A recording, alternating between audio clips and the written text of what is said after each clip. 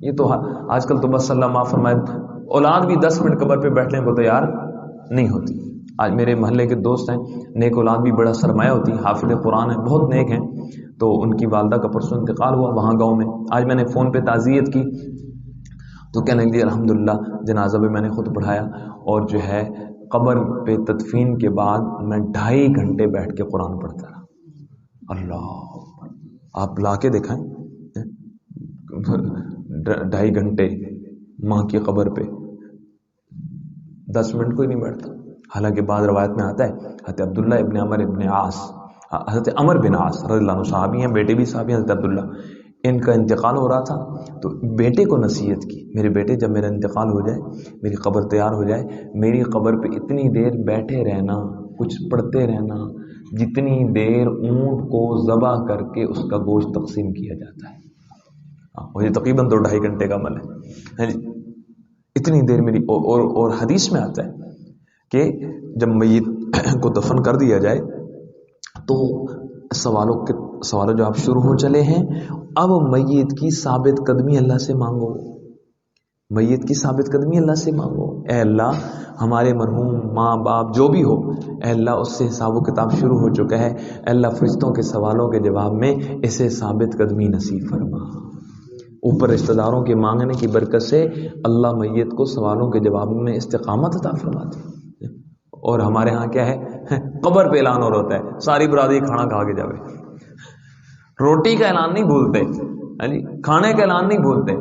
اور وہ پیاری ماں اور باپ جس نے کن دکھوں سے پالا ہوتا ہے، 10-15 منٹ بھی اس کی قبر پہ بیٹھنا مشکل ہو جاتا ہے. یہ تو حالات. تو بہرحال بھائیو، گزارش یہ ہے کہ کچھ پتہ نہیں کب زندگی کی آخری گھڑی آ جائے. کتنے واقعات ہیں، لوگ رات کو سوئے اور سوتے سوتے ہی سو گئے. یہاں شہر میں میرے دوست ہیں، عالم ہیں، مسجد کے خطیب ہیں، ان کے والد صاحب فوت ہوئی کچھ عرصہ پہلے کی بات ہے. میں ان کی تعزیت کے لیے گیا تو پوچھا، بھی عام طور پہ آدمی پوچھتا ہے کہ بھائی بیمار تھے والد صاحب کو کیا ہوا؟ کہنے لگے جی ٹھیک ٹھاک، رات کو سوئے 11-12 بجے، سردیاں تھیں تو والدہ نے یا کسی نے کہا کہ ابا جی نے اوپر کمبل نہیں لیا، ٹھنڈ لگ رہی ہوگی، کمبل اوپر جا کے دے دے. تو کہتے ہیں جب ان کے اوپر کمبل دینے کے لیے گیا تو کیا دیکھتا ہوں، وہ تو ہمیشہ کی نیند سو چکی. کتنے ایسے واقعات.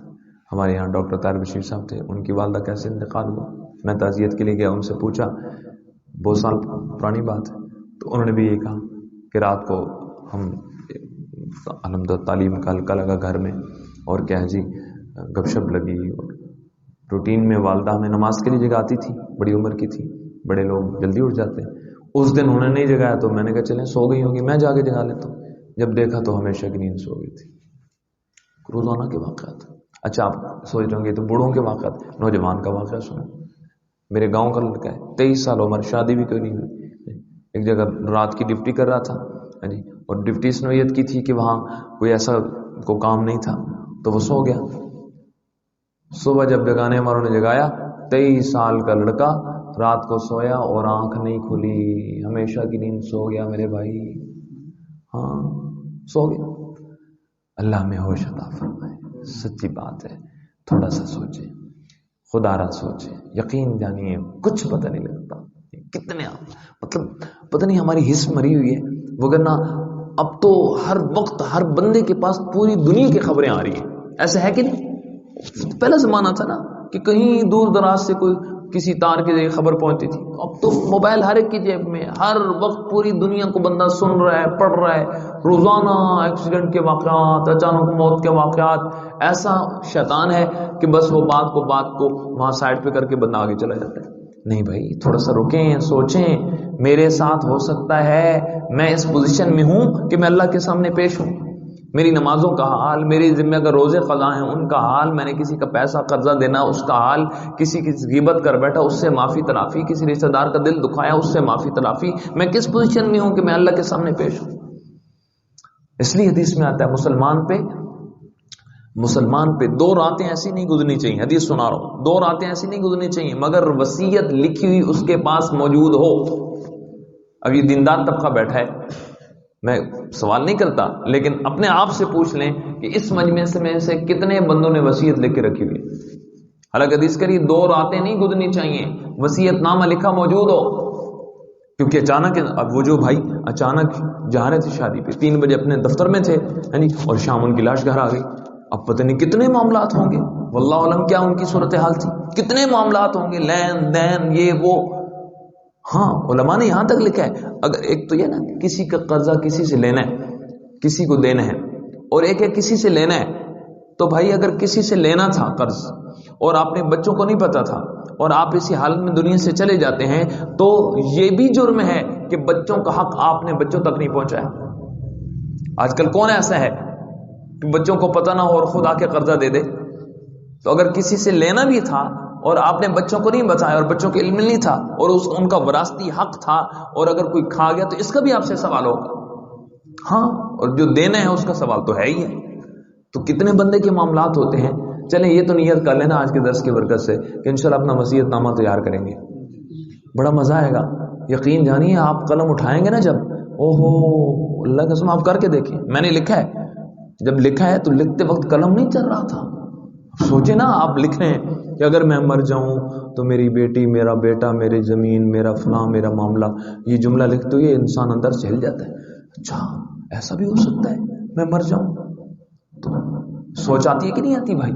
ہاں سوچ آتی ہے، انسان کو فکر مند ہو جاتا ہے. میری ذمہ جو نمازیں ہیں لکھیں، میں 14-15 سال میں بالغ ہوا، 25 سال میں پکا نمازی بنا، 10 سال کی نمازیں میرے ذمہ ہیں، میں نے قضا کرنا شروع کر رکھی ہیں، 1 سال کی قضا ہو گئی ہیں، مثال دے رہا ہوں. اور کیا جی 9 سال کی نمازیں میرے ذمہ ہیں. اگر میری موت آ جاتی ہے، میری وراثت میں سے میری 9 سال کی نمازوں کا فدیہ دینا میری اولاد کے ذمہ ہے. کتنے لوگوں نے یہ وصیت لکھی ہوئی؟ سچ بتائیں. وصیت تو دور کی بات ہے، جو ذمہ میں نمازیں قضا ہیں وہ بھی ادا کرنے کی فکر اپنی طرف سے مسئلہ نکالا ہوتا ہے. جو قضا ہوگی معاف ہوگی، جو قضا ہے وہ معاف ہے. ایسا نہیں ہے، قضا کی پوری تفصیل ہے. اس طرح روزے ہماری مستورات ہیں، کتنی ایسی مستورات ہیں. وہ اپنے مقصد کے مسئلے تو پتہ ہوتے ہیں نا کہ جی وہ مخصوص ایام میں کیا ہے جی، وہ مینسز میں ڈیٹ میں وہ کیا ہے جی نمازہ معاف. روزے رمضان میں اگر وہ دن آ جاتے ہیں تو روزے بھی معاف، نمازیں بھی معاف. بھائی اس میں تفصیل ہے. ٹھیک ہے ان دنوں میں نمازیں معاف ہیں، روزے معاف ہیں، لیکن نماز کی چلیں قضا نہیں ہے، لیکن روزے کی قضا ہے. کتنی ایسی مستورات ہیں جو رمضان کے ان خاص دنوں کے جو روزے چھوٹ جاتے ہیں اس کی بعد میں قضا کرتی ہیں. کتنی ایسی، آپ گھر جا کے تحقیق کریں. کتنی ایسی مستورات ہیں، مسئلہ ہی نہیں پتا بیچاری کو، جبکہ روزہ ارکان اسلام میں سے ہے، فرض ہے، رکن ہے، قیامت کے دن سوال ہے اس کا. کتنی ایسی مستورات کو پتہ نہیں ہے مسئلے کا بیچاریوں. اسی طرح بچے کی ولادت کے موقع پہ ایک جملہ رٹا ہوا ہے، چلا کٹنا ہے جی، 40 دن پورے کرنے. حالانکہ مسئلہ ایسا نہیں ہے. اب چونکہ اس میں تفصیل ہے، اگر بلیڈنگ 25 دن میں رک جاتی ہے اس کے بعد فوراً غسل کرے اور اس کی نمازیں اس کے ذمہ فرض ہیں. لیکن آپ عمومی ماحول دیکھیں، 40 دن چھٹی جو ہے باقاعدہ اوپر سے کوئی ان کو جناب وہ لسٹ پہنچی ہو کہ ٹھیک ہے جی 40 دن نمازیں توڑیاں معاف. مسئلے کی بیچاریوں کو پتہ نہیں. گھر والوں کے دین کا ہم نے سوچا ہی کوئی نہیں بھائی.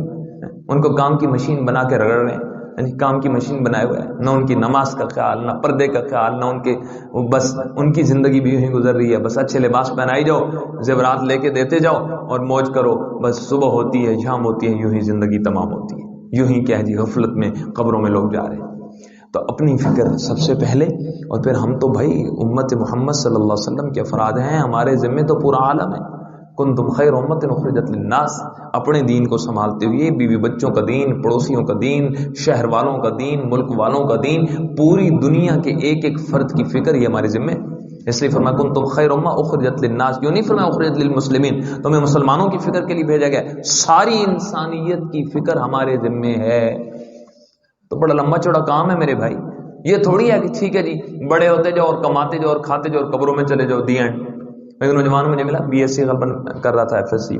میں نے کہا بھائی ایف ایس سی کر رہے ہو؟ ہاں جی.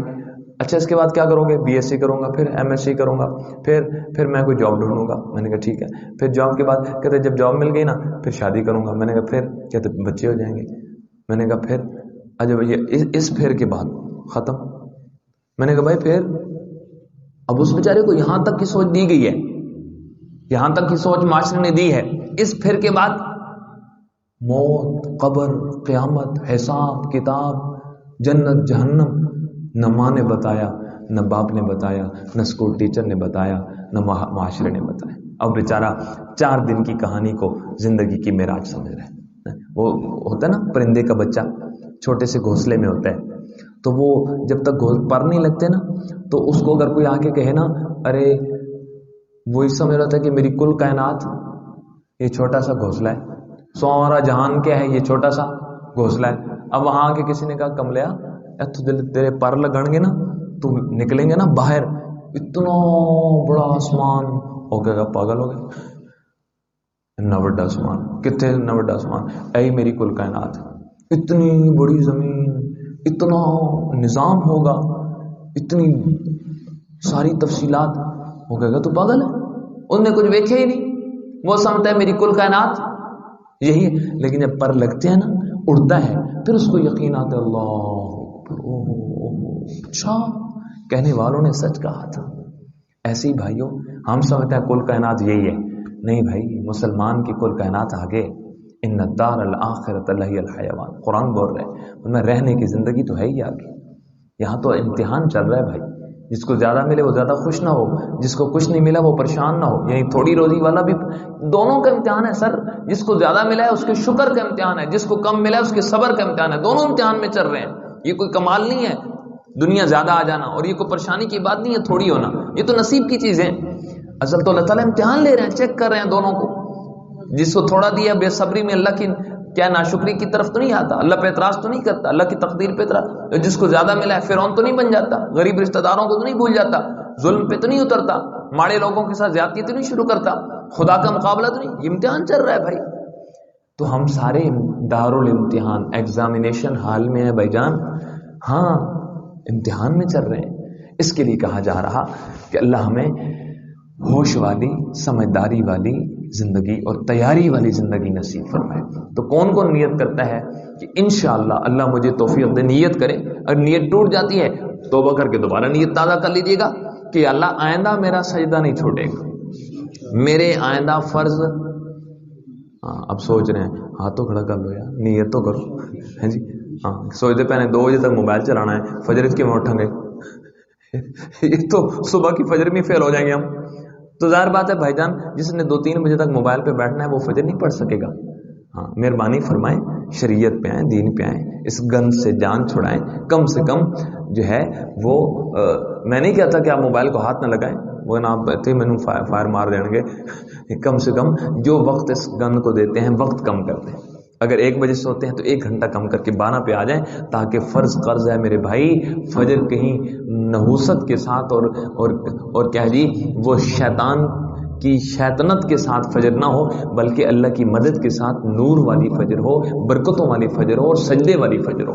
جی ہاں، حدیث میں آتا ہے فجر پڑھ کے بازار جانے والا ایسا ہے جیسے رحمان کا جھنڈا لے کے جانے والا ہے. کیا مطلب؟ برکتیں لے کے جا رہا ہے، اللہ کو ساتھ لے کے جا رہا ہے. اور فجر چھوڑ کے بازار میں کمائی کی جگہ جانے والا شیطان کا جھنڈا لے کے جا رہا ہے. کیا مطلب؟ نحوست لے کے جا رہا ہے، بے برکتی لے کے. پیسہ آئے گا پھر بھی اللہ کی قسم وہ پیسہ پریشان کرے گا. یہ ہے بے برکتی، یہ ہے نحوست. وہ پیسہ عدالتوں کے چکر لگوائے گا، وہ پیسہ اسپتالوں کے چکر لگوائے گا، وہ پیسہ عذاب بن جائے گا. کیونکہ پیسہ آپ کی اس وقت جیبوں میں جو نوٹ ہیں سر، وہ بھی آپ کے نفع میں استعمال ہوں گے یا نقصان میں، آپ اس کی گارنٹی دے سکتے ہیں؟ آپ کو پتہ ہے کہ آپ کی جیب کے پیسے آپ کے نفع میں استعمال ہوں گے، آپ کے لیے خوشی کا سامان بنیں گے؟ تو اللہ کا نظام ہے. ہاں اسی پیسے کو کیا جی عذاب بنا دے، اسی پیسے کو برکتوں کا ذریعہ بنا دے. اس لیے بھائی فرض کے معاملے میں سنجیدہ ہوں. میں عرصے سے بات کہہ رہا ہوں، فرض کے معاملے میں سنجیدہ ہوں. اپنی نمازوں کو پورا رکھیں، جو ذمے میں ہے آہستہ آہستہ ان کو قضا کرنا شروع کریں. کیا خیال کریں گے انشاءاللہ؟ حقوق کے معاملے میں ڈنڈی نہ ماریں. کسی کا قرض دینا ہے، حق دینا ہے، کوشش کریں اس کا حق اس کو دیں.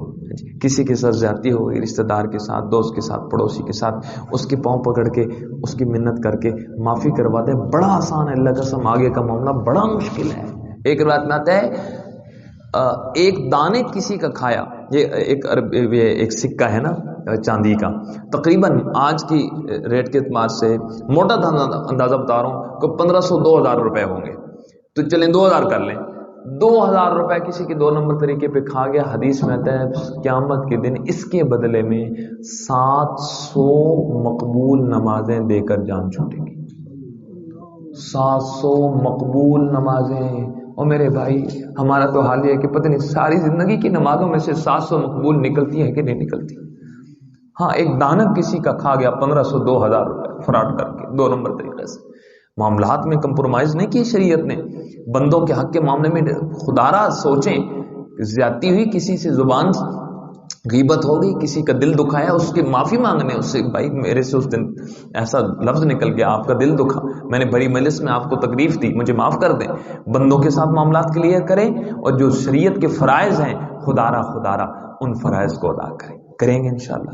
اگر کوئی روزہ ذمے میں ہے ادا کریں گے انشاءاللہ. اسی طرح اور قرض بالخصوص ہو گیا, یا اور جو بھی معاملات ہیں, آپ ہم سے زیادہ سمجھتے ہیں, ہر ایک کے کیا معاملات ہیں وہ خود سمجھتا ہے. تو اپنے فرائض کو پورا رکھیں. جو ذمے میں قرض ہے, جو ذمے میں کسی کا حق ہے, ایک ایک پائی کا حساب کر کے اس تک پہنچائیں. نیت کرتے ہیں انشاءاللہ اس کی نیت. اور یہ ہوگا ٹوٹلی طور پہ 100% تب ہوگا جب مستقل اس ماحول میں آنا جانا شروع کریں گے. اللہ نے چلتا پھرتا ہمیں تبلیغی مدرسہ دیا ہے, کچھ نہ کچھ, کوئی مہینے میں 3 دن, کوئی شب جمعہ, کوئی اللہ توفیق دے. اعلیٰ درجہ یہ ہے کہ پہلی فرصت میں 4 من لگائے, ایک ماحول میں جائیں. ماحول کا رنگ چڑھتا ہے انسان پر, فطرتی بات ہے. میں مولوی صاحب باتیں کر رہا ہوں نا, میں یقیناً آدھا گھنٹہ پراپرٹی آفس میں بیٹھ جاؤں نا, تو میرے ذہن میں بھی کروڑوں اربوں کی گیم شروع ہو جائے گی. ہوگا کہ نہیں ہوگا؟ اتنے پلاٹ لو, اتنے بیچو, این کرو. ماحول ہے نا, جس ماحول میں بیٹھیں گے اسی کا رنگ چڑھے گا. تو اس ماحول میں مستقل بیٹھنے سے ٹوٹلی زندگی بدلتی ہے, مکمل رخ بدلتا ہے. اس کے لیے اس کی بھی نیت کریں کہ انشاءاللہ جلدی وقت لگا کے انشاءاللہ 4 مہینے لگائیں گے انشاءاللہ.